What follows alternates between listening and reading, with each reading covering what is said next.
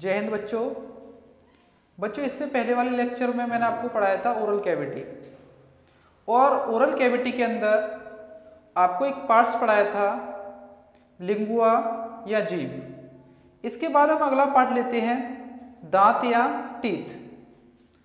तो बच्चों जो दांत होते हैं उसके अध्ययन को हम ओडोंटोलॉजी कहते हैं। और मनुष्य में जो दांत होते हैं वह 4 प्रकार के दांत पाए जाते हैं। कौन कौन से 4 प्रकार के दांत पाए जाते हैं देखते हैं। पहला पाया जाता है इंसिजर, दूसरा पाया जाता है कैनाइन, तीसरा पाया जाता है प्रीमोलर, चौथा पाया जाता है मोलर। इंसिजर को हिंदी में कृंतक कहते हैं, कैनाइन को हिंदी में रदनक कहते हैं, प्रीमोलर को अग्रचौड़क कहते हैं, मोलर को चौड़क कहते हैं। तो बच्चों जो मनुष्य होते हैं उसमें 4 प्रकार के टीथ पाए जाते हैं। कौन कौन से? इंसिजर, कैनाइन, प्रीमोलर, मोलर, जिसको हम हिंदी में कृंतक, रदनक, अग्रचौड़क और चौड़क कहते हैं। अब इनका देखते हैं कि जबड़े में अरेंजमेंट या इनकी व्यवस्था किस तरीके से होती है। जैसे कि हम देखें कि किसी मनुष्य का ये अपर जॉ है और ये नीचे वाला जॉ है, ये ऊपर का जबड़ा है और यह नीचे का जबड़ा है। इसमें दांतों का अरेंजमेंट देखें तो हाफ जबड़े में देखें तो हाफ जबड़े में इंसिजर की संख्या 2 होती है। इसके बाद कैनाइन की संख्या 1 होती है, प्रीमोलर की संख्या 2 होती है और मोलर की संख्या 3 होती है। तो हमने देखा कि किसी मनुष्य का ऊपर का जबड़ा है और इसके हाफ जबड़े में फॉर्मूला देखें तो फॉर्मूला होता है 2123 और इसको क्रम से याद करने का तरीका होता है इंडिया के प्राइम मिनिस्टर। आई माने इंडिया मतलब इंसिजर, के मतलब कैनाइन, प्राइम मतलब प्रीमोलर और मिनिस्टर मतलब मोलर। अब यहां से स्टार्टिंग करते हैं तो इंसिजर कितने होते हैं हाफ जबड़े में? 2 होते हैं। कैनाइन कितने होते हैं? 1 होता है। प्रीमोलर कितने होते हैं? 2 होते हैं। और मोलर कितने होते हैं बच्चों? मोलर 3 होते हैं। परंतु आपके आधे जबड़े का जो दांतों का अरेंजमेंट है वो आप किस तरीके से निकालोगे, तो वो हम इस सूत्र के माध्यम से देखते हैं कि आधे जबड़े का, ये तो अपर जॉ के फॉर्मूला है आधे जबड़े का, और आधे जबड़े के नीचे का फॉर्मूला है 2123। ऊपर वाले जबड़े का फॉर्मूला हो गया आधे जबड़े का, 2123 नीचे वाले जबड़े का फॉर्मूला या सूत्र हो गया। अब इसको आप चाहते हो कि हमारा जो आधा जबड़ा है इसमें पूरे जबड़े के टीथ कैसे निकाले, तो आपको इसमें पूरे आधे जबड़े के फॉर्मूले में 2 का गुणा करना पड़ेगा। जब आप इसमें 2 का इंटू करते हो तो इंटू करने के बाद देखते हैं 2 दूनी 4। इंसिजर की संख्या ऊपर वाले जबड़े में कितनी हो गई? 4। 2 का गुणा जब कैनाइन में करोगे तो कैनाइन की संख्या कितनी हो जाएगी ऊपर वाले जबड़े में? 2।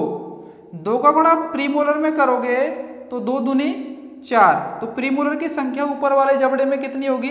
4। 2 का गुणा आप 3 में करोगे तो मोलर की संख्या ऊपर वाले जबड़े में कितनी होगी? 6। इसी तरीके से 2 का गुणा आप नीचे करोगे तो पाओगे कि नीचे वाले जबड़े में इंसिजर की संख्या 4 होती है, कैनाइन की संख्या 2 होती है, प्रीमोलर की संख्या 4 होती है और मोलर की संख्या 6 होती है। जैसे कि यहाँ पर हम देखते हैं अपर जॉ में गुणा करने पर अरेंजमेंट किस टाइप का होगा, तो आप देखोगे कि 2 का गुणा करने पर 2 इंसिजर इधर होंगे, इसके बाद 1 कैनाइन होगा, इसके बाद 2 आपके प्रीमोलर हाफ जबड़े में होंगे और 3 आपके मोलर होंगे। जब आप इनको काउंट करोगे टोटल अपर जॉ में इंसीजर कितने हैं, तो आप देखोगे टोटल इंसीजर कितने बच्चों, 4 ऊपर वाले जबड़े में। टोटल आप कैनाइन देखोगे तो कैनाइन कितने हैं, 2। प्रीमोलर देखोगे तो टोटल प्रीमोलर कितने हैं, टोटल प्रीमोलर होंगे आपके 4। और टोटल आप देखोगे ऊपर वाले जबड़े में मोलर कितने होंगे, तो बच्चों मोलर की संख्या होगी 6। जैसा कि हमने 2 का इंटू करने पर अपर जॉ के फॉर्मूले में देखा कि इंसीजर की संख्या 4, कैनाइन की संख्या 2, प्रीमोलर की संख्या 4, मोलर की संख्या 6। जिस तरीके से अपर जॉ में दांतों का अरेंजमेंट होता है उसी तरीके से लोअर जॉ में या नीचे वाले जबड़े में भी दांतों का अरेंजमेंट सेम होता है। इंसीजर की संख्या नीचे वाले जबड़े में 4, कैनाइन की संख्या भी 2 होती है, प्रीमोलर की संख्या 4 होती है और मोलर की संख्या 6 होती है।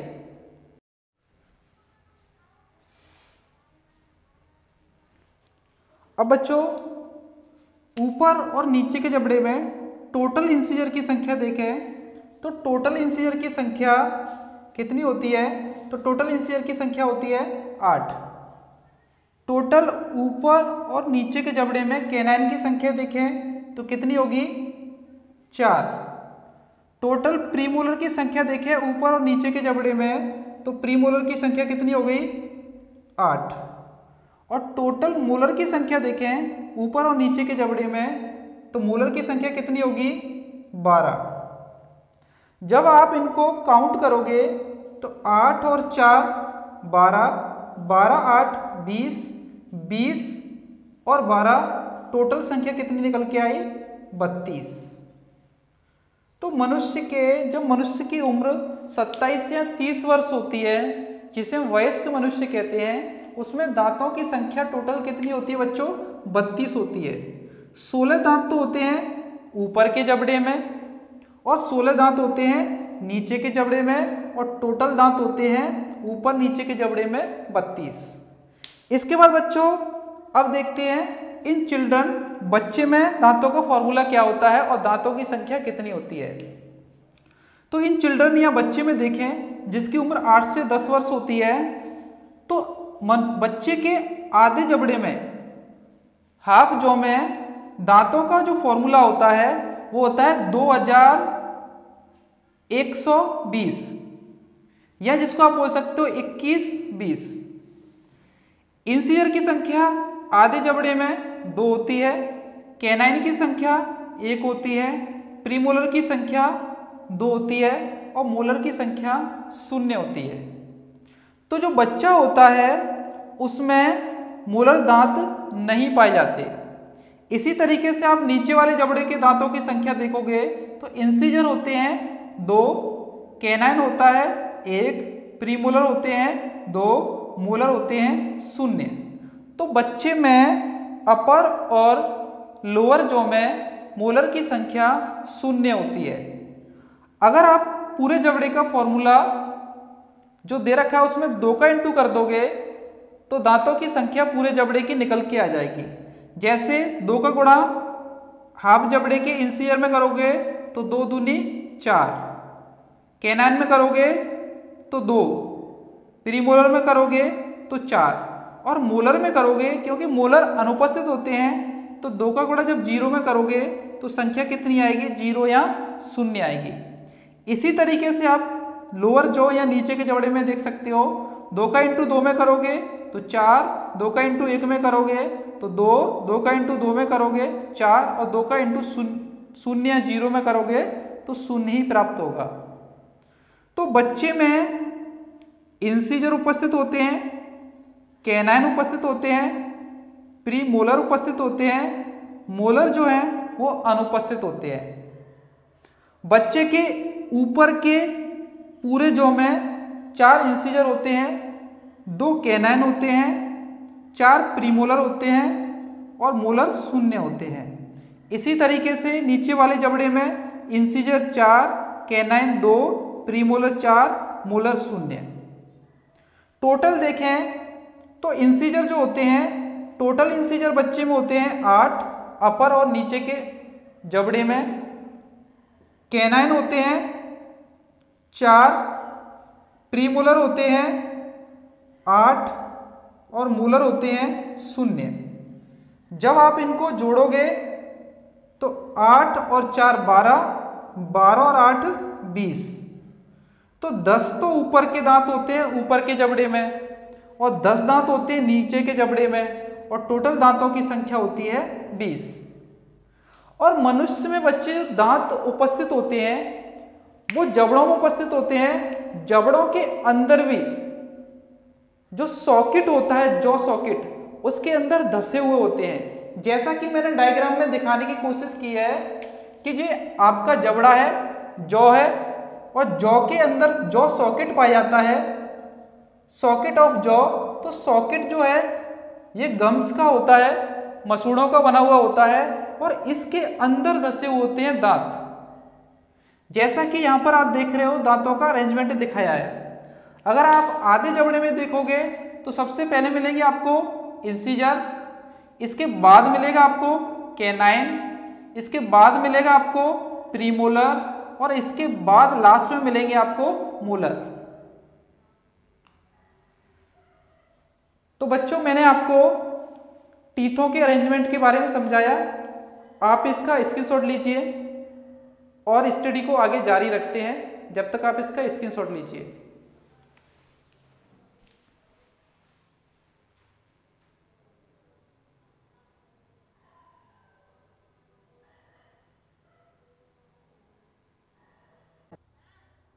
चलो बच्चों अब देखते हैं टीथ किस किस का बना रहता है। तो हम देखते हैं टीथ जो है कैल्शियम फॉस्फेट का बना रहता है जो कि 85% पार्टिसिपेट करता है। कैल्शियम कार्बोनेट का बना रहता है जिसकी मात्रा प्रतिशत में होती है 10%। और इसके साथ साथ होता है कैल्शियम क्लोराइड और अन्य पदार्थ जो कि होते हैं 5%। तो जो टीथ होता है इसको बनाने के लिए मुख्यतः कैल्शियम फॉस्फेट की जरूरत होती है जो कि 85% होता है। इसके अलावा दूसरे नंबर पर आता है कैल्शियम कार्बोनेट जो टीथ को बनाने में 10% काम आता है। बाकी इसमें कैल्शियम क्लोराइड होता है और अन्य चीज़ें होती हैं जो कि 5% होती हैं। तो टीथ का जो मुख्य पदार्थ है वह क्या है? कैल्शियम फॉस्फेट और कैल्शियम कार्बोनेट। अब बच्चों जो पक्षियों की जो चोंच होती है वो दांतों का ही रूपांतरित रूप होता है, क्योंकि जो पक्षी होते हैं उसका जो टीथ है वो किस में रूपांतरित हो गया है? वो रूपांतरित हो जाता है चोंच में। और जो हाथी होता है, हाथी का बाहर निकला दांत उसके जबड़े का सेकंड इंसीजर होता है। तो बच्चों आपने देखा होगा कि जो हाथी होता है उसके साइड से 2 दांत निकले रहते हैं। वह दांत कौन सा होता है? वह होता है सेकंड इंसीजर जो कि ऊपर वाले जबड़े का निकला हुआ दांत है। अब दांतों के कार्य देखते हैं, फंक्शन ऑफ टीथ, दांतों के कार्य। तो दांतों के कार्य क्या हैं?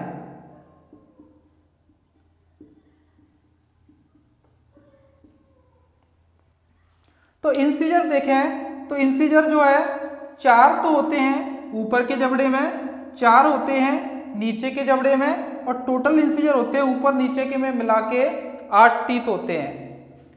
इंसीजर जो है भोजन को, इनका काम है भोजन को काटना। तो इंसीजर जो दांत होते हैं ये भोजन को काटते हैं। जैसे कि आपने देखा होगा जब आप या हम गाजर या मूली को काटते हैं तो कौन से दांत काम आते हैं? इंसीजर काम आते हैं। ऐसे ही जो पशु होते हैं जैसे कि गाय है, भैंस है, घोड़ा है, बकरी है, तो ये अपने इंसीजर के द्वारा चारे को काटते हैं।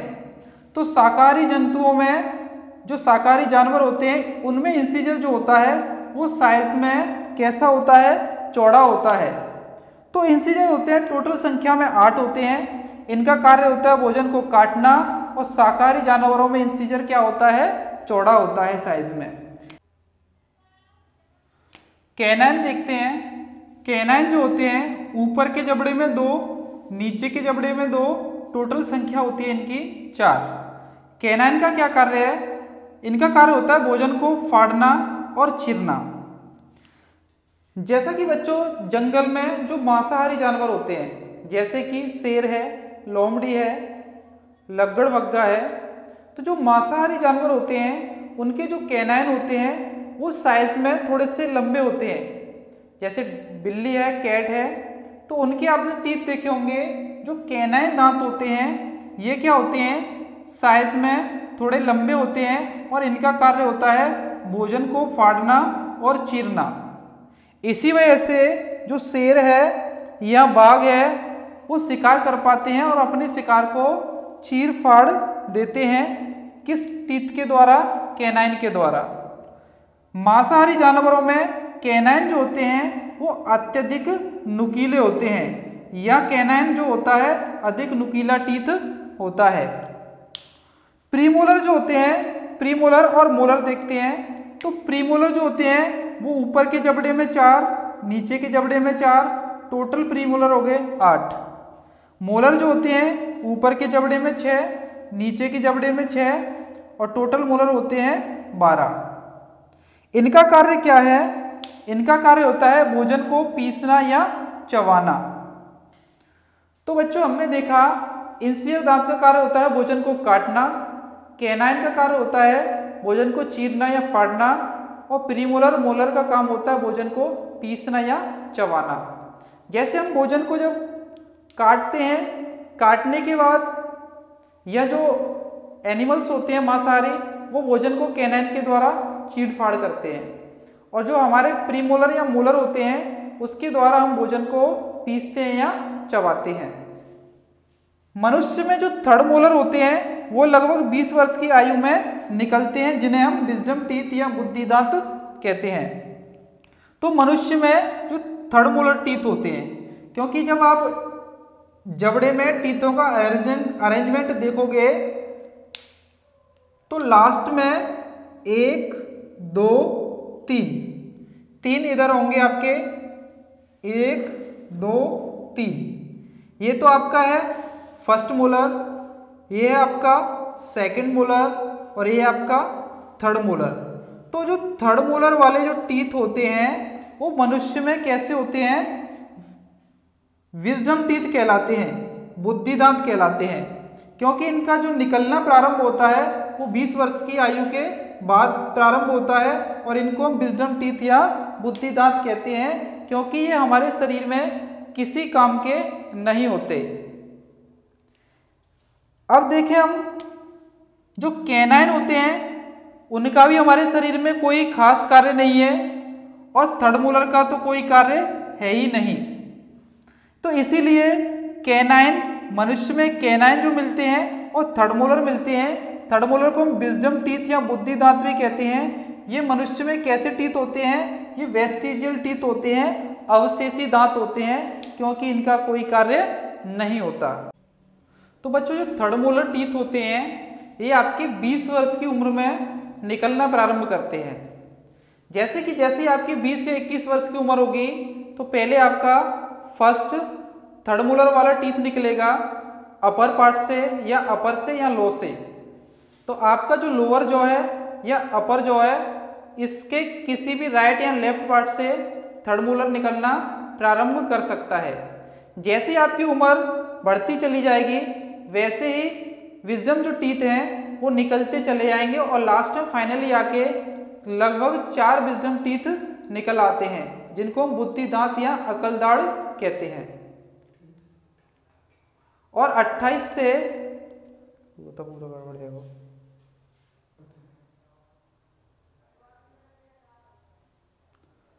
बच्चों जो थर्ड मोलर टीथ होते हैं ये आपके 20 या 21 वर्ष की उम्र से निकलना प्रारंभ हो जाते हैं और इनकी संख्या, थर्ड मोलर की संख्या 4 होती है और लगभग ये जैसे आपकी उम्र बढ़ती जाती है ये निकलते जाते हैं और 27 से 28 वर्ष में टोटल आपके 4 जो विजडम टीथ हैं वो आ जाते हैं, निकल आते हैं। और इस प्रकार आपके कुल दांतों की संख्या 32 हो जाती है। तो बच्चों आप इसका स्क्रीनशॉट ले सकते हो, इसके बाद अपने लेक्चर को कंटिन्यूस रखते हैं।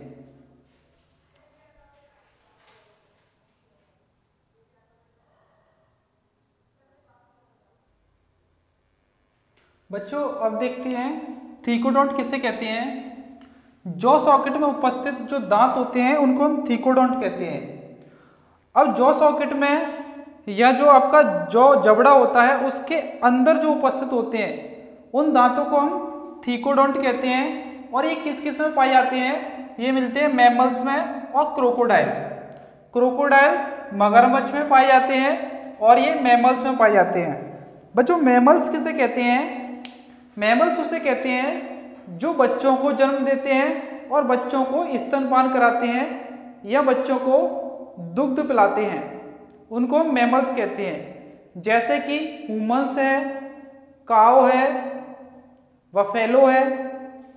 तो जो जानवर अपने बच्चे को जन्म देते हैं और बच्चों को मिल्क प्रोड्यूस कराते हैं उनको हम मैमल्स कहते हैं। और जितने भी इस पृथ्वी पर मिलने वाले मैमल्स होते हैं उनमें किस प्रकार के दांत पाए जाते हैं, उनमें पाए जाते हैं थीकोडोंट, क्योंकि उनके जॉ सॉकेट में वह दांत उपस्थित होते हैं। इसके बाद देखते हैं मोनोफायोडोंट। मोनोफायोडोंट उनको बोलते हैं उन टीथ को जो लाइफ स्पेन में एक बार आते हैं। वह दांत जो लाइफ में या पूरे जीवन में एक बार आते हैं उनको हम बोलते हैं मोनोफायोडोंट। और डाइफायोडोंट उन्हें बोलते हैं जो लाइफ स्पेन में 2 बार आते हैं। हेटेरोडोंट उन दांतों को कहते हैं जो डिफरेंट शेप के होते हैं। तो आपने देखा है बच्चों कि मनुष्य के जो दांत होते हैं प्रत्येक दांत की आकृति अलग अलग होती है। तो डिफरेंट शेप के दांत पाए जाने के कारण मनुष्य में हेटेरोडोंट प्रकार के दांत पाए जाते हैं। जैसे कि इंसिजर की आकृति चौड़ी होती है, कैनाइन की नुकीली होती है और प्रीमोलर मोलर की उभारनुमा आकृति होती है। तो इस आकृति के आधार पर हम दांत को हेटेरोडोंट भी कहते हैं। तो डिफरेंट शेप के जो दांत होते हैं उनको ही हम हेटेरोडोंट कहते हैं। अब बात करते हैं इनेमल। इनेमल क्या होता है? तो बच्चों जो दांत होता है, जैसे ये आपका टीथ है, टीथ के ऊपर आपने देखा होगा कि चमक होती है। और वह चमक किस वजह से होती है? क्योंकि टीथ के ऊपर एक पतली परत चढ़ी रहती है जिसको हम इनेमल कहते हैं। और इनेमल के ही कारण जो हमारे दांत हैं वो एकदम वाइट या सफेद दिखाई देते हैं। अब जो इनेमल है ये बना किसका होता है? और इनेमल परत है वो दांतों के ऊपर उपस्थित होती है। और बना कैसे होता है देखते हैं। इनेमल जो है वो कैल्शियम लवण से बना होता है जो कि 99% पार्टिसिपेट करते हैं इसमें। और कैल्शियम लवण में कैल्शियम फॉस्फेट और कैल्शियम कार्बोनेट होते हैं। इसमें इसके साथ साथ अन्य पदार्थ 2% होते हैं। और फ्लोरीन जो है वो इनेमल को मजबूती प्रदान करता है। तो बच्चों जो हमारे दांतों के ऊपर जो कैप पाया जाता है, जो कवरिंग चढ़ी रहती है, उसको हम इनेमल कहते हैं। और इनेमल जो है वह बना रहता है कैल्शियम लवण से, अन्य पदार्थों से। और फ्लोरीन जो है वो इनेमल को मजबूती प्रदान करता है। इनेमल जो है हमारे शरीर का सबसे कठोर पार्ट है। हमारे शरीर का सबसे मजबूत पार्ट जो है वो इनेमल ही है। और इनेमल जो है टीथ की ऊपरी परत को इनेमल कहते हैं जो सबसे चमकीला होता है। तो इनेमल जो होता है सबसे चमकीला होता है।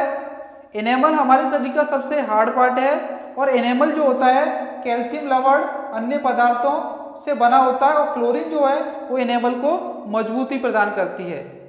परंतु जो फ्लोरीन इनेमल को बनाती है वह तो मजबूती प्रदान करती है, परंतु जो फ्लोरीन हम फूड में या वाटर के द्वारा लेते हैं वह फ्लोरीन जो है वो हमारे दांतों का क्षरण करती है, हमारे दांतों को टूट फूट कराती है। तो लिखा है दांतों का क्षरण टूट फूट फ्लोरीन के कारण होती है। तो जो इनेमल है बच्चों, इनेमल जो पार्ट है बॉडी का सबसे कठोर पार्ट है और ये हमारे भोजन को मैस्टिकेशन में भी हेल्प करता है। तो बच्चों आज की वीडियो में हमारा जो टीथ का टॉपिक था वो कंप्लीट हो चुका है। इसके बाद हम मिलेंगे नेक्स्ट वीडियो में। धन्यवाद बच्चों।